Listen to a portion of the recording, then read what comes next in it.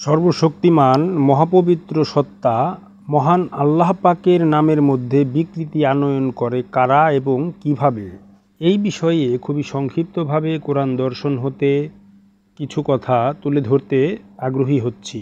আল্লাহর নামের মধ্যে বিকৃতি আনয়ন করা বলিতে বোঝায় আল্লাহর স্বরূপকে বিকৃতভাবে করা বা গ্রহণ করা। আল্লাহর গুণাবলী অর্জনের মাধ্যমে মানুষের মধ্যেই আল্লাহ পাক যে বিকাশ ঘটান বা আল্লাহ পাকের বিকাশ ঘটে, এই বিষয়টিকে মানুষ অস্বীকার করিতেই অভ্যস্ত। এই জন্য আল্লাহর এই জাহিরি প্রকাশকে মানব মনে তথা মানবের মধ্যে প্রতিষ্ঠিত করিবার উদ্দেশ্যে কোরআন মজিদে বারে বার আল্লাহর বিশিষ্ট কয়েকটি গুণের কথা উল্লেখ করা হইয়াছে। ইহা এই জন্য যেন লোকেরা মহাপুরুষদের মধ্যেই আল্লাহর সন্ধান করিতে মনোযোগী হয়ে থাকে।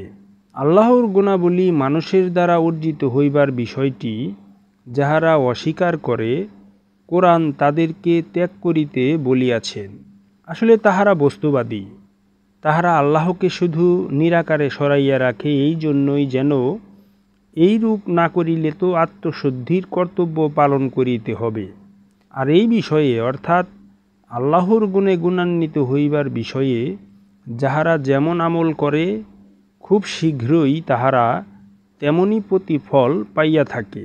সুতরাং মহাগ্রন্থ কোরআনের সূরা আরাফের 180 নং আয়াতের তাফসির হতে আমরা সুস্পষ্টভাবেই জানতে পারছি যে আল্লাহর নামের মধ্যে বিকৃতি আনয়ন করা বিষয়টি আসলে যারা বস্তুবাদী তারাই করে থাকে, এবং যাহারা আল্লাহর স্বরূপকে সঠিকভাবে উপস্থাপন না করে বিকৃতভাবে উপস্থাপন করে, তাদের কারণেই মানব সমাজ আল্লাহর প্রকৃত স্বরূপ সম্পর্কে অজ্ঞানতায় ডুবে থাকে।